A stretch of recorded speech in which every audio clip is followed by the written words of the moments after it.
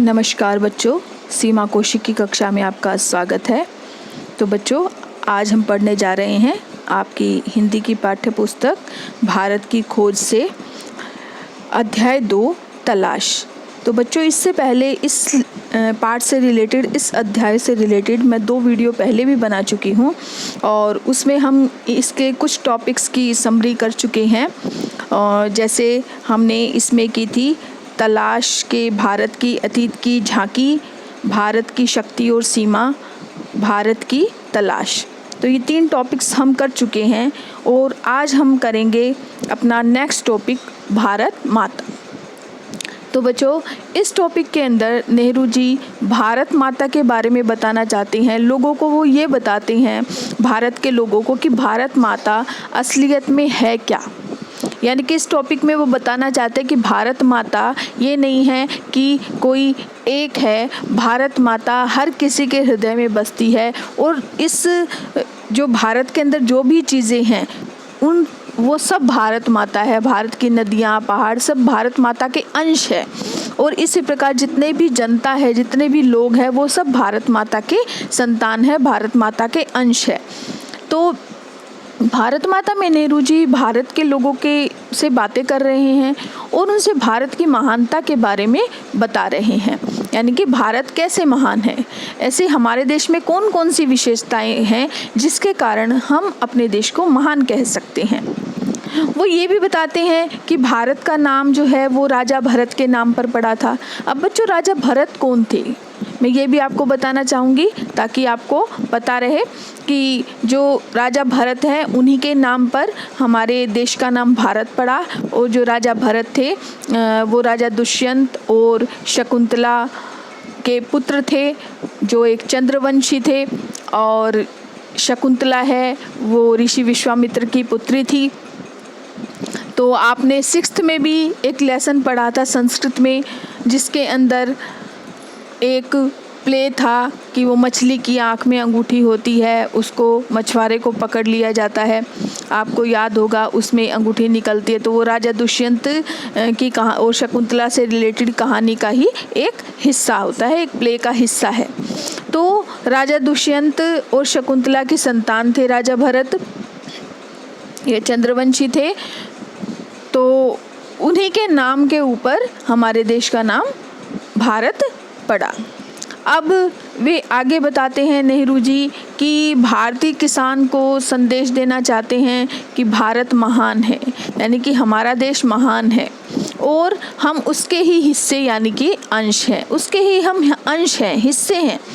वे किसानों को ये बताना चाहते हैं कि भारत की महानता को हमें समझना होगा कि भारत किस तरह से महान कहा जा सकता है। और वे जब भी किसी सभा में जाते थे, यानी कि कहीं भी संबोधित करने के लिए सभा में जाते थे, जगह जगह घूमते रहते थे, क्योंकि वो भारत की तलाश कर रहे थे, भारत के विषय में लिखना चाहते थे।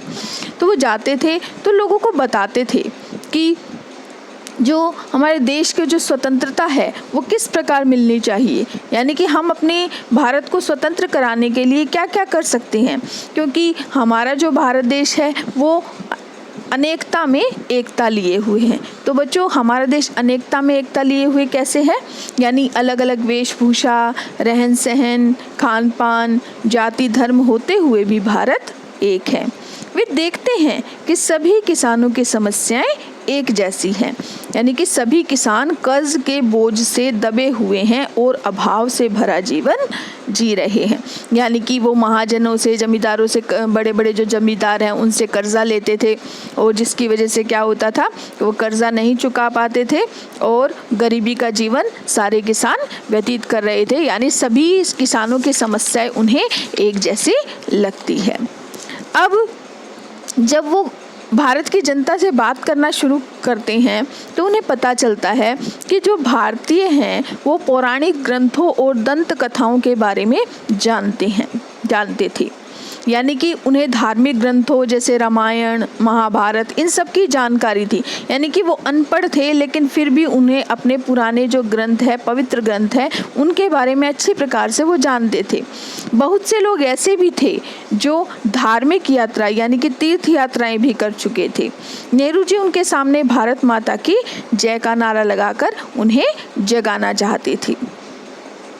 यानी कि वो उनसे भारत माता की जय का नारा लगाते हैं तो लोग भी उनके साथ लगाते थे, जनता भी। उनको पवित्र ग्रंथ जो भी थे उनके बारे में जानकारी थी। यानी कि वो कई लोग तो ऐसे थे जिनको मुँह ज़बानी भी इस तरह की कहानियाँ जो है अपनी रामायण, महाभारत और भी पौराणिक ग्रंथ हैं उनसे रिलेटेड कहानियाँ याद थी। अब नेहरू जी उनके सामने भारत माता की जय का नारा लगाते थे तो इसलिए लगाते थे कि वो भारत के लोगों को जगाना चाहते थे, क्योंकि वो भारत को स्वतंत्र कराना चाहते थे। उससे रिलेटेड वो उनको संघर्ष करना सिखाना चाहते थे। तो उन्हें अपने देश से क्योंकि प्रेम था और उनके मन में देशभक्ति की भावना थी। अब नेहरू जी भारत की मिट्टी, पहाड़, नदियाँ, जंगल आदि का वर्णन करके भारतीयों के मन में देश के प्रति प्रेम और भक्ति जगाते थे। यानी कि वो वर्णन करते हैं देश के बारे में, उनके पहाड़, नदियाँ, जो भी देश के प्राकृतिक जो है चीज़ें हैं उसके बारे में लोगों को बताते थे। उनके मन में देश प्रेम की, भक्ति की भावना जगाते थे। अब वे लोगों से कहते थे कि जो भारत माता की जय है उसका मतलब क्या है? भारत की जनता की जय। यानी कि वो लोगों से ये बताना चाहते थे कि जब तुम भारत माँ की जय का नारा लगाते हो तो इसका मतलब तुम अपनी भी जय का नारा लगाते हो, यानी कि पूरी जनता की जय। अब जनता जब ये सुनते थी तो बहुत खुश होती थी, उनको बहुत खुशी मिलती थी, प्रसन्नता मिलती थी कि भारत माता के अंश हैं हम, उसी के अंश हैं, हिस्से हैं, और भारत माता की जय का मतलब हम अपनी जय कर रहे हैं। अब वे उन्हें बताते थे कि भारत का जो प्रत्येक व्यक्ति है भारत का हिस्सा है, भारत का अंश है, और भारत माता का नारा लगाने पर सभी जनता को खुशी मिलती थी। वो बताते हैं, बोलते थे, जनता उनको बड़े ध्यान से सुनती थी और उनके मन में देशभक्ति की भावना जागृत हो जाती थी और उन्हें लगता था कि उन्होंने कोई महान खोज कर ली हो। यानी कि जनता के मन में, हृदय में देशभक्ति की भावना जागृत हो जाती थी। तो बच्चों, ये टॉपिक जो भारत माता है ये आपको बहुत अच्छे से समझ आ गया होगा। अब हम अपने इसी अध्याय के नेक्स्ट टॉपिक पर चलते हैं, भारत की विविधता और एकता। कि इससे पहले भी टॉपिक में बताया कि अनेकता में एकता है, वही है कि भारत में विविधता ज़रूर है लेकिन फिर भी भारत एक है। यानी कि भारत की विविधता और एकता के बारे में नेहरू जी बताना चाहते हैं कि भारत में अनेक जातियां, धर्म, संप्रदाय के लोग रहते हैं। यानी सभी की वेशभूषा, रहन सहन, खान पान, धर्म, जाति अलग अलग होते हुए भी भारत एक है। यानी कि सब तरह के लोग रहते हैं बच्चों भारत में, ठीक है ना। अलग अलग जाति को मानने वाले हिंदू, मुस्लिम, सिख, ईसाई सब तरह के लोग हैं। उनका रहना सहना, उनकी जो वेशभूषा है, कपड़े अलग अलग तरह से पहनते हैं, ठीक है ना। कहीं साड़ी पहनते हैं, कहीं सूट पहनते हैं। इसी तरह खान पान भी अलग है। कहीं दक्षिण भारत में इडली डोसा खाते हैं, हमारे हरियाणा साइड में रोटी है बाजरे की रोटी, पंजाब साइड में सरसों का साग, मक्की की रोटी। इस तरह से हर स्टेट का, हर जगह का खान पान अलग है। ऐसे ही वेशभूषा यानी कि पहनावा भी अलग है और रहने का ढंग भी अलग है, पूजा पाठ करने का तरीका भी अलग है। तो ये सब चीज़ें अलग अलग है, लेकिन फिर भी नेहरू जी कहते हैं कि भारत एक है। चाहे हम किसी भी देश के, मतलब देश के किसी भी कोने में चले जाएं, यानी हमारे देश के कई जगह भी चले जाएं, चाहे हम किसी भी धर्म को मानने वाले हों या किसी भी जाति के हों, लेकिन जब वे आपस में मिलते हैं तो अपने आप को भारतीय कहते हैं। यानी कि हम कहीं भी चले जाते हैं तो वो ये नहीं कहते कि हम कौन से शहर से हैं, कौन से गांव से हैं, कौन से, यानी किसी दूसरे देश में भी चले जाते हैं या कहीं भी चले जाते हैं तो क्या कहते हैं कि हम भारतीय हैं, यानी कि सबके साथ प्रेम और भाईचारे के साथ रहते हैं। अब बच्चों, जैसे उत्तर भारत और दक्षिण भारत के लोग हैं, उनका पहनावा, उनका चेहरा, रंग ढंग, खान पान सब अलग है, लेकिन फिर भी वे मिलकर रहते हैं। अब नेहरू जी को ये सब देखकर आश्चर्य होता था, उनको बहुत ज़्यादा आश्चर्य होता था कि जो बंगाली, मराठी, गुजराती, तमिल, आंध्र, उड़िया, असमी, कन्नड़, मलयाली, सिंधी, पंजाबी, पठान, कश्मीरी, राजपूत, ये सब जो है वो आपस में प्रेम और सद्भाव, भाईचारे के साथ रहते हैं। जब हमारे देश में दूसरे देशों से लोग आए तो वहीं पर बस गए, यानी कि दूसरे देशों से भी हमारे देश में लोग आए थे तो यहाँ भारत में आकर बस गए थे।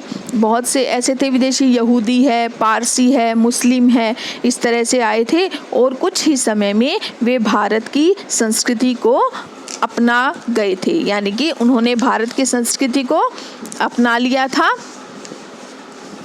यानी कि वो यहाँ आकर वो सब भारतीय बन गए थे, यानी सब मिलकर रहते थे। यदि आज भी हमारे देश से किसी भी धर्म जाति का व्यक्ति, चाहे वो ईसाई हो, मुस्लिम हो या किसी और जाति धर्म का हो, उसे जब बाहर के देश में भारतीय या हिंदुस्तानी ही कहा जाएगा। यानी कि हम विदेश में भी चले जाएं बच्चों, जब विदेश में जाएंगे तो हमारी जाति कुछ भी हो, धर्म कुछ भी हो, कैसे ही रहते हो हम, लेकिन हमें क्या कहा जाएगा, ये इंडियन है, ये भारतीय है, ये हिंदुस्तानी है। अब नेहरू जी जब भी भारत के बारे में सोचते हैं तो उनको दूर दूर तक फैले गांव, शहर, कस्बे, मैदान, वर्षा ऋतु की जादुई बरसात, हरियाली, विशाल नदियों का जल, ठंडे प्रदेश, बर्फीला प्रदेश कश्मीर का वसंत ऋतु, फूलों से लदी और कलकल करते हुए झरनों ने काफ़ी प्रभावित किया। यानी कि जितनी भी वो प्राकृतिक चीज़ें देखी उन्होंने, जगह जगह गाँव में, शहरों में वो घूमे थे, तो इस बारे में उनको पता चला, तो देखा उन्होंने, इतना ज़्यादा प्रभावित हुए, भारत कितना सुंदर है, भारत की खूबसूरती को देखकर वो बहुत प्रभावित हुए। वो इस सारे प्राकृतिक सौंदर्य को, भारत की खूबसूरती को अपने हृदय में संजो कर रखना चाहते थे, यानी कि वो अपने मन में बसाकर उस खूबसूरती को, उस सौंदर्य को रखना चाहते थे। किसके सौंदर्य को? भारत के सौंदर्य को। तो बच्चों, भारत की विविधता और एकता आपको अच्छी प्रकार से समझ गए होंगे। अब हम चलते हैं इसके अध्याय के आखिरी टॉपिक पर, जो है जन संस्कृति, यानी लोगों की संस्कृति। अब नेहरू जी है वो भारत की जन संस्कृति के बारे में क्या बताते हैं। वो बोलते हैं कि जब उन्होंने भारत का अध्ययन किया, भारत के बारे में जाना, यानी कि भारत की तलाश की, तो उन्हें पता चला कि जो भारतीय जनता है उसका इतिहास यानी अतीत से जुड़ाव है, यानी कि भारतीय जनता अपने इतिहास से, अपने अतीत से जुड़ी हुई है। वो उनके साथ पीछे जो घटनाएं हो चुकी हैं वो उन्हें साथ लेकर चलते हैं, यानी बीते समय में जो कुछ घटित हो चुका है वो अपने साथ लेकर उनको चलते हैं। परंतु आने वाले समय में, यानी कि जो भविष्य में है, वो स्वतंत्र भी होना चाहते हैं, यानी कि भारतीय जनता भी चाहती है कि अंग्रेज़ों की गुलामी से उनको आज़ादी मिल जाए।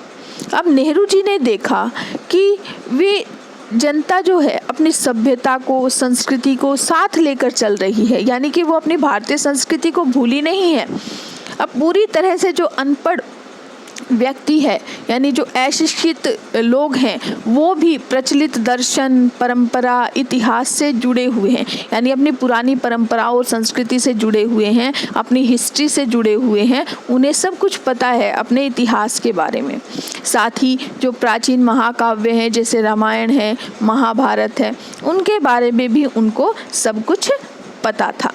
अब जो रामायण की हर घटना है, उनके नैतिक अर्थ लोकमानस पर अंकित था। यानी कि रामायण महाभारत की जो घटनाएं हैं उनसे वो उनको पता था, शिक्षा लेते थे कि किस तरह की, और हर लोकमानस यानी कि लोगों के मन पर अब भी वो घटनाएं, उनके जो अर्थ है उन घटनाओं से जो वो शिक्षा ले रहे हैं उनके मानस पटल पर अंकित है, आज भी उनके हृदय में वो बसी हुई है।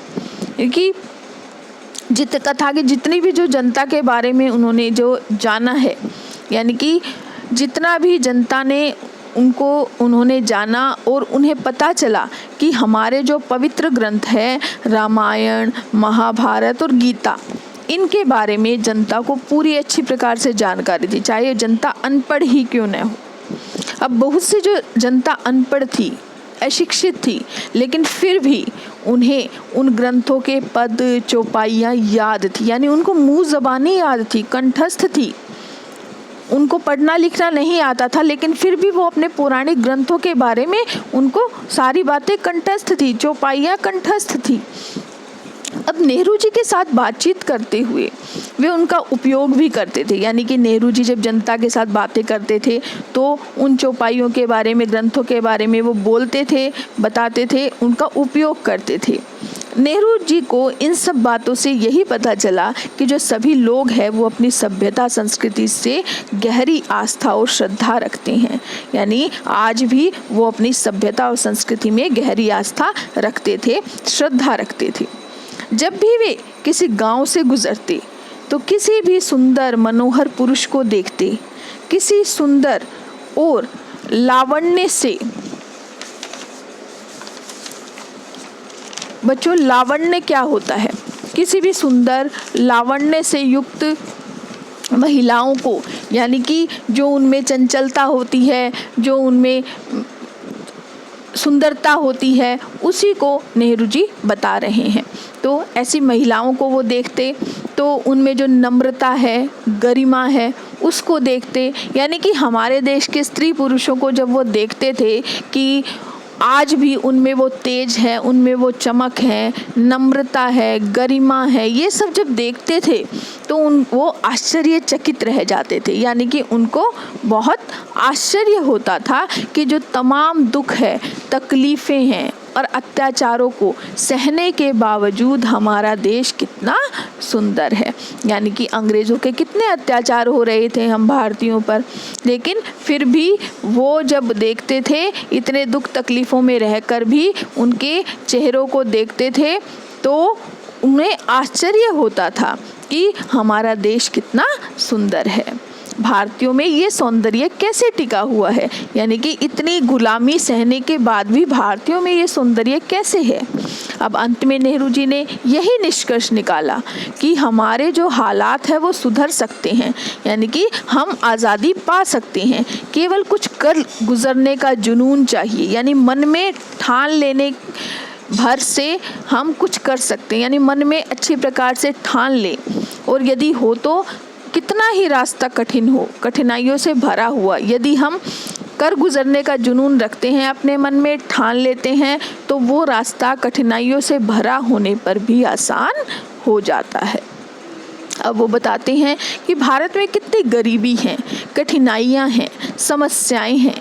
यही कारण है कि सब और भ्रष्टाचार, असुरक्षा, अत्याचार और अभाव का वातावरण दिखाई देता है, क्योंकि गरीबी है भारत में, इतने अत्याचार सह रहे हैं लोग, तो क्या है, भ्रष्टाचार फैल रहा है, असुरक्षा की भावनाएं हैं लोगों में, अत्याचार तो अंग्रेज कर ही रहे थे, और अभाव यानी कमी का जीवन, गरीबी का जीवन देखने को मिलता था। पर भारत की एक विशेषता थी। नेहरू जी क्या बताते हैं कि इतने कष्टों और अत्याचारों को सहने के बाद भी वे अपनी सभ्यता और संस्कृति के कारण आगे बढ़ना चाहते हैं, यानी कि फिर भी वो अपना विकास करना चाहते हैं, आगे बढ़ना चाहते हैं, स्वतंत्र होना चाहते हैं। उनमें सहनशीलता है, यानी कि वो इतने ज़्यादा अत्याचारों को सहन कर रहे हैं, फिर भी विकास करना चाहते हैं, यानी कि उनमें सहनशीलता की भावना है, और उनका जो स्वभाव है वो नम्र है, नम्रता के साथ बोलते हैं, यानी उनके स्वभाव में नम्रता है, और हमारी जो सभ्यता और संस्कृति है उसको वो साथ लेकर चलते हैं। और यही सब कारण है कि हमारा जो देश है वो मजबूती और दृढ़ता से टिका हुआ है। तो बच्चों, ये आपको अध्याय अच्छी प्रकार से समझ आ गया होगा और इसको आपने अच्छी प्रकार से पढ़ना है, पाठ को और भी अच्छे से समझ आ जाएगा। तो ये जितने भी वीडियोस इस अध्याय से संबंधित मैंने बनाए हैं, तो आप उन सभी वीडियोस को सुने और साथ में अपनी किताब से भी इस लेसन को अच्छी प्रकार से पढ़ें।